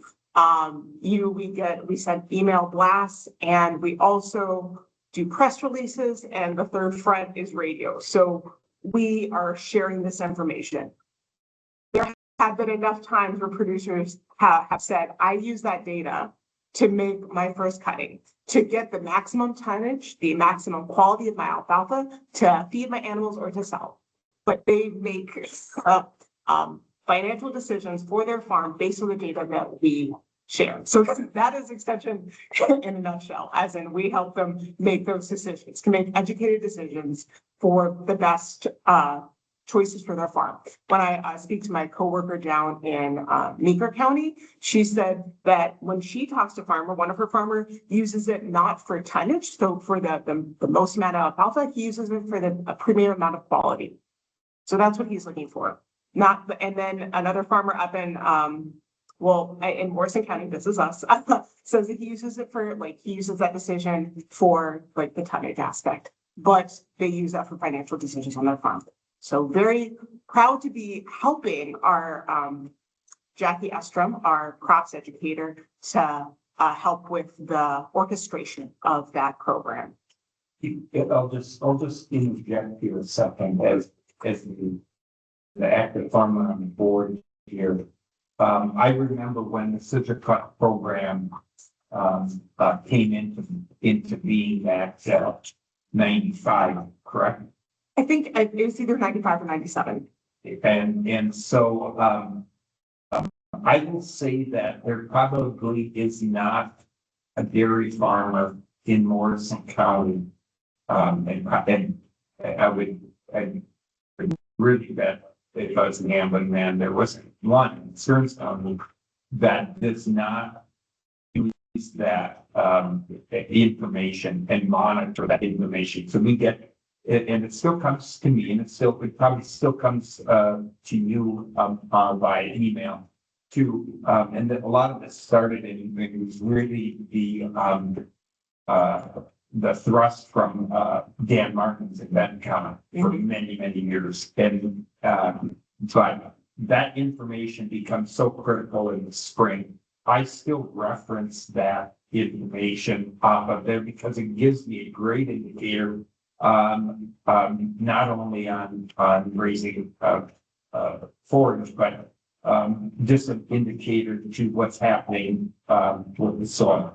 With other row crops, and I can tell soil development as far as temperature and conditions by the information that we've seen through the Scissor Cut program and what's happening with the alfalfa program. It becomes a good indicator of what Mother Nature is feeling out there to us. So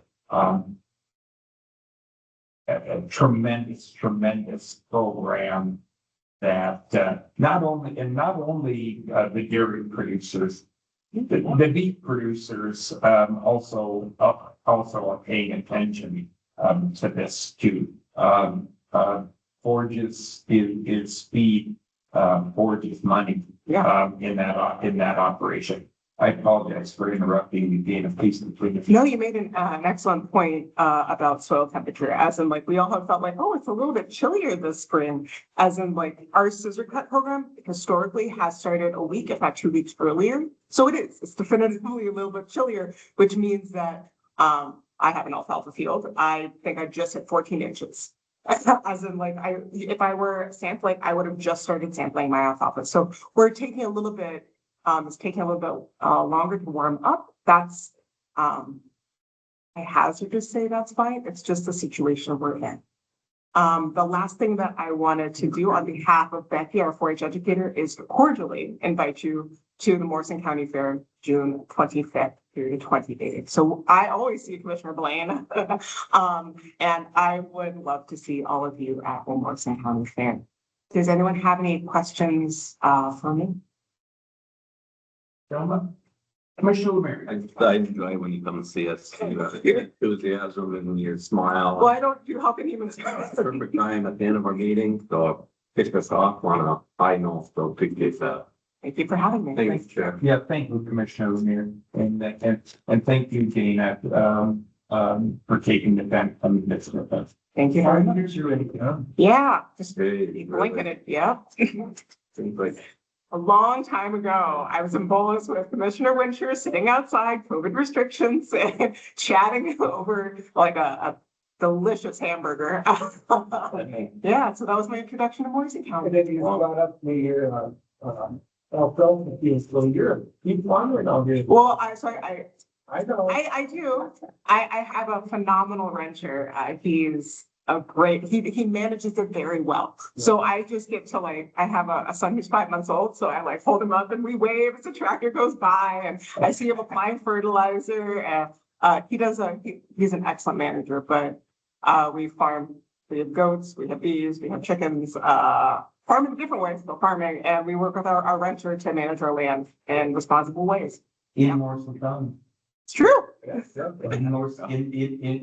a resident of Morrison County, and I'll just say too, if your alfalfa is just hitting 14 inches, it kind of shows you that it has been cold and typically your alfalfa hitting 14 inches would probably happen 10 days ago on a normal year, correct? Yep. Yeah. It's, It'll get there, but it's taken a minute. things will be a little bit, I don't say behind, but just a little bit more delayed this year. Oh, it's really crippling. Yeah, Yeah. yeah, that will help. And Thank you. we alluded to that yesterday, Yeah. like the drought conditions, in like late summer, late fall kind of, changed everything. And we thought that the snowpack would be enough and we're seeing that it is, that we needed that rain. And we will continue to need rain. Yeah, we will, and we chatted about that at the meeting last night, that, it's a challenge to find really optimal looking alfalfa stands, and alfalfa fields this Yeah. year, and so we're sensitive to our farmers and our producers out there that is having high quality forage is going to be more of a challenge this year, and the effects of last fall and the winter are showing some of those effects here this spring. So it's a little bit more of a challenge out there, and our farmers are in challenging times here too, on a number of other sectors Yes. there too. So, but it's always good to have you here and Thank you very much. Thank you. thank you. Thank you, Bernie.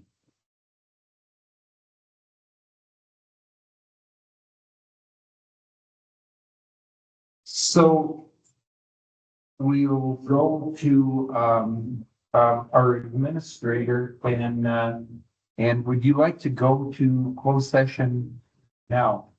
Mr. Chair, I'd ask if we sure can, or we can hit a couple other topics, go through committee reports, and then close out with the closed session, but that is That my that request. would be great. That would be great. So, gentlemen, we're going to we're going to, look at discussing a couple of things here before we do schedules and then we'll go into closed session, after to finish out our day. Mr. LeBlanc.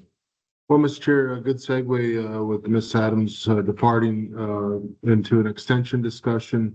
And we don't need to go far into it today, but last week on Thursday, there was a Quad County Extension meeting that occurred. Quad County Extension is Morrison, Stearns, Sherburne, and Benton. They make up the Quad County partnership with that agreement with Extension. And we had a meeting last Thursday for a discussion on Stearns County wanting to reopen the contract that we have with Extension and our contributions, or specifically their contributions to that contract. So the Morrison County contract that we signed a couple years ago, we have 1.0 4-H educator and a 0.55 extension educator. That is what we are in contract with the University of Minnesota Extension. So the 4-H educator is approximately $103,000 for 2026, and the 0.55 is about $56,000 for their time. So the Quad County has 4.0 education extension educators that make up that agreement. And so of the 4.0 that supports the 4 counties, we fund 0.55. The rest of the counties, Stearns County, at the time when we went into this contract, was contributing 2.2. And then one of the other 2 counties, I don't know if it was Benton or Sherburne, does 0.60. And the last, I think it is Benton, does 0.65. So we are the least of the 4 counties at 0.55 going into that agreement. Stearns County came with the position, and I would note, not of their board, but of their extension representation commissioners that sit the board, to come back and contribute 1.55 max. So that's about a 0.7 reduction, which is a 30% reduction to their contribution to the 4.0. So that was, I believe, the premise of the meeting, was to open the conversation up. And in reviewing the extension contract, any party in this contract can open it back up with 90-day notice. So Stearns, I'll just call it Stearns, is not locked into the 2.2. They can come back, and they've provided in essence their notice that they'll be reducing to 1.55 at a max for 2027. And what Lori, the regional director, wanted to sort out was, what does that look like then for the rest of the Quad County partnership? And they put out a few options, and one of the educators did depart. So prior to them hiring that position back, they wanted to get the position of the Quad County. Are we going to stay a 4.0 educator Quad County arrangement? And if so, then who's going to cover down on the portion that Stearns is pulling back? Or are we going to move forward with something different? There's much discussion. I think we met for almost 2 hours. And when we left, it seemed that the group was landing on 3.0 and not hiring back an educator. But the question was kind of hovering of, then do we reduce the other 3 counties? So for easy math, 1.5 from Stearns and then 0.5 for the other 3, or do we keep the others where they're at and then fund some other augment type position in a part-time role to help with an area, specifically Master Gardener sounds like has the greatest amount of workload. And then tied to that, the horticultural educator is the one who provides the Master Gardener support for the other 3 counties. Our Master Gardener support comes from Gloria, our county employee that works in that office. So in our extension office, we do have 1 county funded position, and it's Gloria who then covers down on that Master Gardener. So I would also note that we aren't getting that sort of horticultural educator support in the Master Gardener service. So my ask back to extension, Lori in her office, was some data, on service provided. And as well as, since we entered into this agreement to have 4.0 educators, the number of months in that time that we've actually had 4.0 educators on staff, which my recollection seem to operate -1 the majority of the time. So I'm not sure we've felt 4.0. I think we've typically operated at 3.0 in actuality.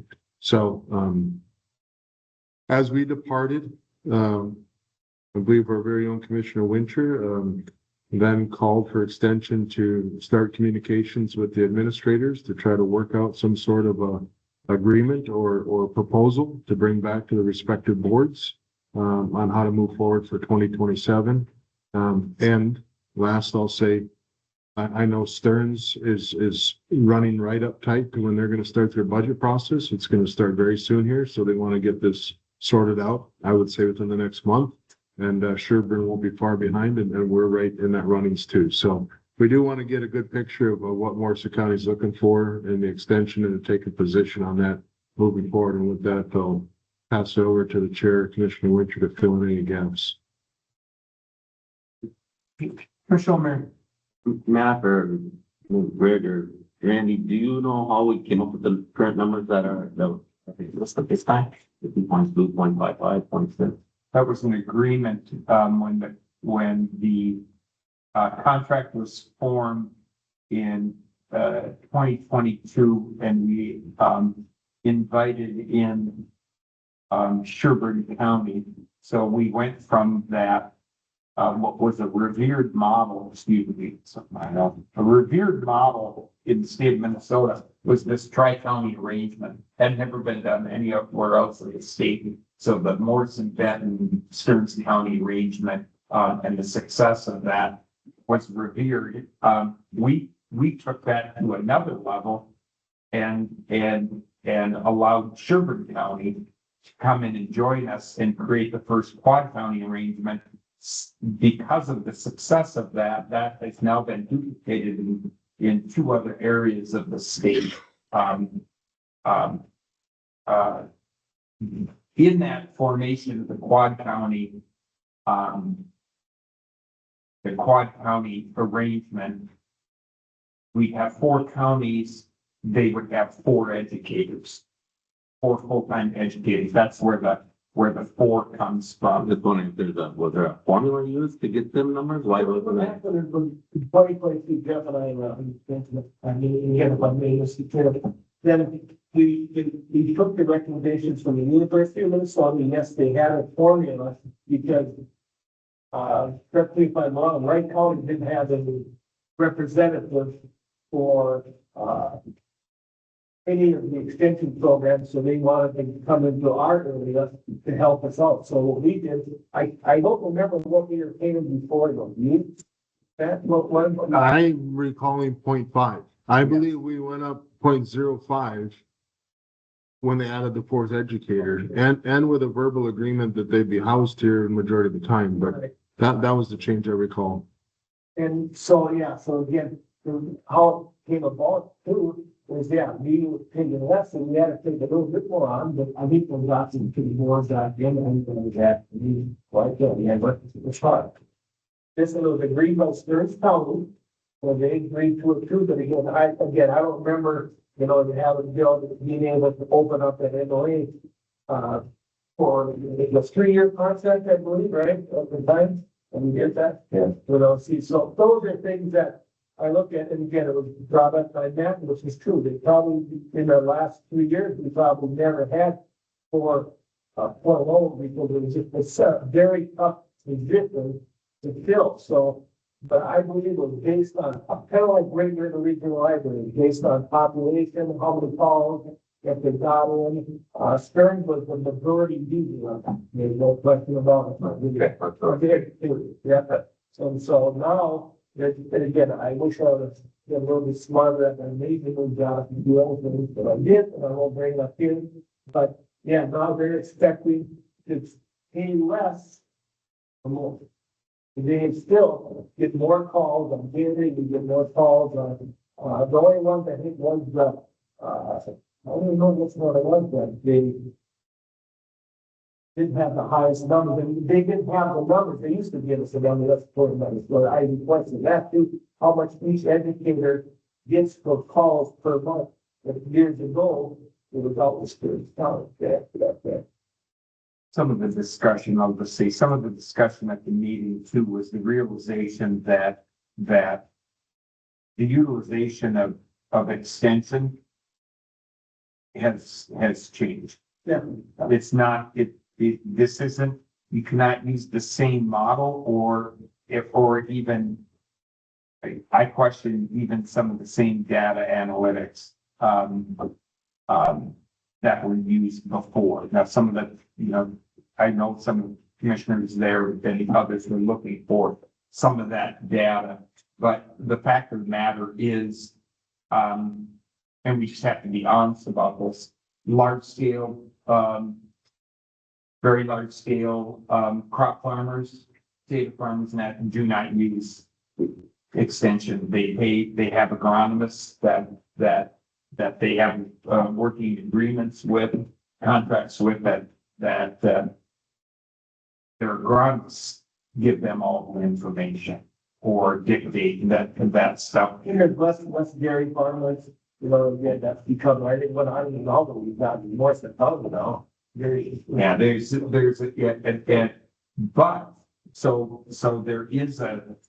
is a reduction in what was traditional users of extension data.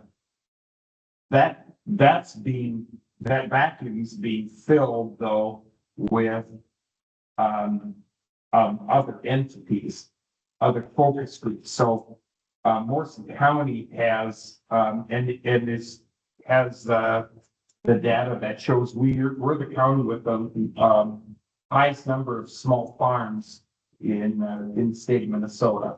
So we have a lot of small farms.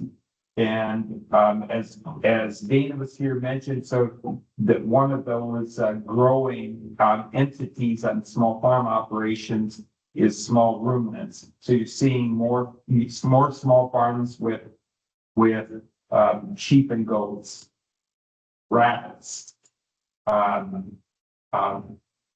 bird and small poultry operations, things like that, but also then small food growing operations. So you have a lot of small farmers who are bringing stuff to the farmers markets and accessing some of those entities. And then there is a significant amount of work and basically at capacity on the horticulturist. So the Quincy Sadowski, who is one of the three educators. So we have Dana, Jackie Estrom, who we hired a little over a year ago, and then Quincy, who is the horticulturist. And Matt is correct. Quincy spends part of her time working with Master Gardener programs, and it's two huge ones. Sherburne and Stearns County both have huge Master Gardener programs, and she helps those. We don't have that. We don't ask her to fill that need up here with the Master Gardener program we have in Morrison County, because Gloria is taking the lead on that. At some point in time, though, when Gloria retires or leaves,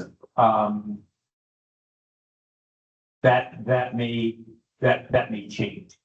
But that's speculation. That's in the future. So I'll just leave that at that. I think it would be fair to say that the overwhelming support by the 4 counties was to shift from 4 educators to 3, and that aligns more with leadership from counties in the room. They're talking that their counties are not filling staff positions. If they have a vacancy, they are not filling that, leaving that open. Stearns County, and now, Benton's, yeah, Ed said, that's, well, or they're wanting to go to that. Too, so the thought is there would be 3 educators. And the cost to support those 3 would be shared amongst the 4 counties. But our Stearns, costs would not go up if we just do it.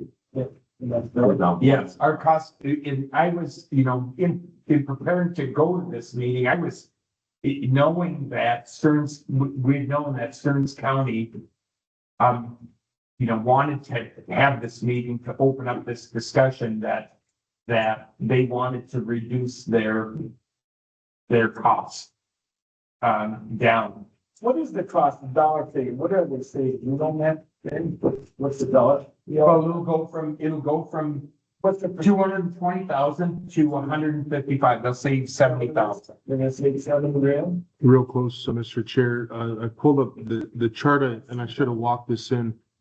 This chart was sent to me by extension, I believe it was yesterday, Sarah, who presented the information at our meeting. So currently 2026 Stearns at 2.2 is 226,000 and at 1.5 is 159. So that's not the 155 that the commissioner there said would be their max. So that's $60,000 to $70,000. And then the other chart I had up before you, this is our 2025 contract with extension. This is the Morrison County, Minnesota extension contract. So this shows the 25, 26, and 27 prices. It shows the 4 educators and then 0.55 of each of their contracts. Excuse me, the 0.55 divided out 4 times, which gives us 0.1375 of each of those educators. And then there's our 4-H educator. 1 full-time equivalent here with the county. So this is what we pay, or what our contract was for extension for 25 is 155,000, goes to about 160 here for 26 and 164 for 27. Make the long and short, we're concerned about losing another educator because her papers are worth full. It's no question about that. So they want to move around. Move some of the work to Dana, move some of it to Jackie, that we need that. It is very difficult to hire an educator. I mean, they're not out there for 4-H. So that's one concern. The biggest thing is I look at, and I didn't ask this question, does Stearns County have their own full-time 4-H educator? I believe they do. I don't know that for sure, but I believe they do. They never talk about that person. And so again, I'm thinking they don't. And that's why that was another reason that's the case of the mayor. And again, I could be kept planning on here. That's why they agreed, because they were getting used more, they're using more of the educators because of their larger, whatever it's, cattle, dairy, master gardener, I don't know, but that will be a question I'd have to look at. But yeah, so I guess, and I asked Steve, the other county, I said, how do you put over that figure? He has no idea. He pulled it out of the head. I mean, Jeff, it was separate. No, it was Steve. Did not. Did not. Yeah, but And Jeff said Steve let it pull out the figure. And I go, well, how did you come, this guy did ask me, how did you come up with a formula? They don't even just pull it out. So. So they didn't show the proposal that I made as one of the options on here, correct? I think, let's see here. So if you're looking for, we don't have to move on this today yet. No. So just to let you know, this information will give it. All right. So one of the things, do you mind if I share that? I don't Matt? know, not at all. Okay, so going into this, driving to this meeting, I was in my mind contemplating, okay, how much more is this going to cost Morrison County? It concerns reduces if they back down. I wasn't sure what was going to happen with 4 and 3. Okay, in the end, and I've been a part of the hiring process for 4 or 5 of these last educate of it too, and but all that aside, so it became apparent that Stearns County wanted to dig their heels in at 1.55, but there was consensus that we could drop to 3 full-time educators. But the understanding was that one of them is already at max capacity, if not more. What I'm concerned with burnout there for losing, and then where do you find and have to go into that hiring process again? So like Matt said, the simple math was Stearns go to 1.5, then you still have 1.5 that fills, you split it equally between the other 3 counties, and they all pay 0.5. Well, that would have saved us 0.5, or saved us roughly $5,000. It would have saved Benton and Sherburne a little bit more than that. What I pushed out to them was not going to 1.50 for Stearns and have them go to 1.55 and keep the other 3 counties' commitment to where it is right now. Morrison's is the least of the other 3, but it's more than 0.5, it's 0.55. Keep Sherburne and Benton at 0.60 and 0.65. You'd have some more revenue, and then that could be used to augment some part-time or structured help to deal with the overload there and that transition. And then there would be a reassessment of work. And so Dana and Jackie and Quincy would maybe shift in some of that work to be able to stick to the focus of the work that was devised in that strategy when we put this together in 22. In other words, keeping opportunities for servicing small farms, local grown foods and things like that. And there would probably be a shift away from, there is a natural shift away from large row crop operations and large livestock operations out there. Commissioner Lemire. There's not any data on the usage of these 3 or 4 individuals that would have. There is, they quit doing it. And now I brought it up. Extensions that have their own data on how many times they go to Stearns County or. They do, and the frustrating part, and it was, for me, it was embarrassing. When we went to the meeting, we had the administrators there and they didn't have the data there.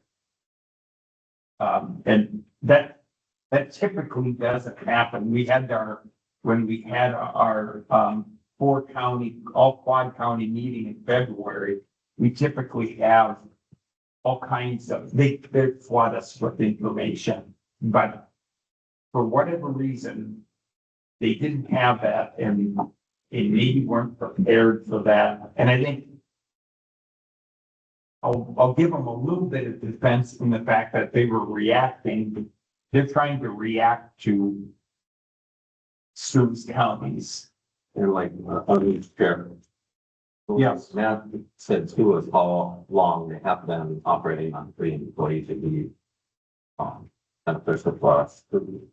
They've been running off of 3 FTEs most of the time, and it's going to be a problem with 3 FTEs. And if we go to 3 FTEs, still use the same formula that we used when it was 4.4 FTEs. I mean, That's kind of what I'm saying, although, you know, Stearns is arguing that drop, and it's, you know, to be honest with you, it's kind of being driven by a couple of their commissioners, on this. The other point that probably has to be made though is that all the counties there agree that there's value in this partnership, in this quad county arrangement. And you know, and so it's, then it becomes, or comes into that discussion of, you know, how much utilization is there. I don't place as much value in the data, in all that data analytics as maybe in the past, because of the changing dynamics in agriculture and in those entities out there. You can't, you know, 20, 30 years ago, you could say, well, we got, you know, you'd have extension educators would be sitting in the office and they'd be answering phone calls and disseminating information from the university to help people. That doesn't happen anymore. You know, we don't have these educators sitting in the offices. They're out and they're visiting with clients. They're they do put on, you know, programs and things like that. We have the best site applicator training. We have these different programs and things like that are going on, but they're out in the field more. And so the dynamics of tracking phone calls can be skewed in my mind. Mr. Chair? Yes. I just, and bring back a bit, I just wanted to let the board know the purpose of me bringing this up today was to bring the rest of the board into the conversation, to let you know that this is being discussed, and I'll be coming back to the board. There is a demand out there for the data. I gave that back to Extension yesterday as well to provide some of that. Sherburne County's at the meeting, and again yesterday, does draw attention to the fact that Stearns in this proposal is the only one seeing a reduction, and Sherburne County would be concerned about that. The representative mentioned that, so I don't think Sherburne has an opinion to maintain where they're currently at if they're going to be -1 educator. And then the educator rates, just for everybody and anybody listening, you know, the rate themselves is not part of this discussion. That's negotiated across the state of Minnesota, and those are set rates. So it's, if you want one, this is what one is, and if you want a half of one, then you divide it in half. But we're not negotiating the rate of an educator. And just again, for clarity, these numbers do include their benefits and the rest of the overhead costs for that educator. So the last thing I guess I'd ask, other than the fact that I'll come back to you with that information and any updates that I received from the other 3 counties, but if there is any guidance that hasn't been mentioned or questions that you'd like me to pursue, please just send them my way, and then I will do my best to pull that together and give you a comprehensive update. Perfect. Okay, thank you. Okay, thank you, Mr. Chair. That's all I have on the extension update. And I think with that, I'll turn it over to Tabitha, and we could get through committee reports and then come back to a close. You had nothing else? No, Mr. Chair. Okay. Thanks a lot, man. Appreciate it. Yeah, thank you.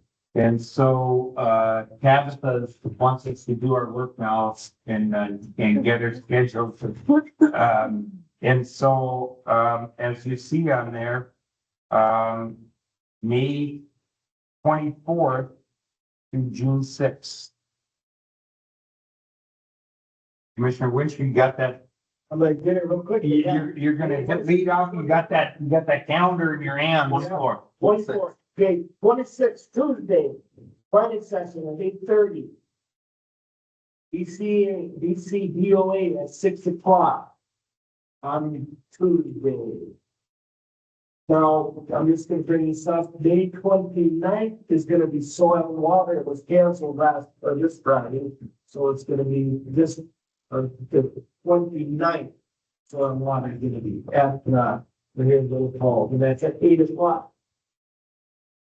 Then on Tuesday, June 2nd, board is at 9. And then on June 3rd, I'll be at the Belton Township Hall, that's at 6:30. And then there's also here at the board game, there's Water Plan Task Force, I don't know if you guys ever went to that, I went to a couple of them. It's from 10 o'clock to 2 o'clock. We got DNR, you got soil and water, town, we got a whole bunch of different things there, so. Otherwise, that can take care of me. Commissioner Mayor? All right, 27th, I got HRA at 9 o'clock. You get public works, Andy? Oh, no, I did not, do sketch. That's it, that's all I got to add. I don't believe, do we have public works? On fifth? Yes, Mr. Chair. Okay.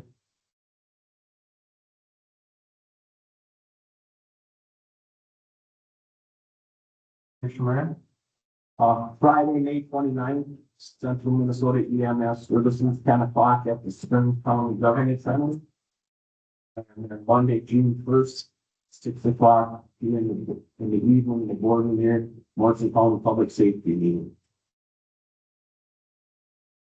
Thank you, Commissioner, Commissioner Edford. Uncovered. I will mention that on, Monday, the 25th, Memorial Day, the courthouse will be closed. On Thursday, the 28th, Region 5 Commission meeting at 6 p.m. in Staples. And the other thing I would mention that on Tuesday, June 2nd, at, I believe, 4:30, filings for public office will close. And that's all I got. Mr. Chair? Mr. LeBlanc. Just two items. One, the planning session that's currently scheduled for the 26th. At this time, there are no items for that agenda, so there's a high probability that planning session, I would call and ask if you'd like to cancel that, but I'll try to get that notice out early in the event that folks want to tie something into the Memorial Day weekend.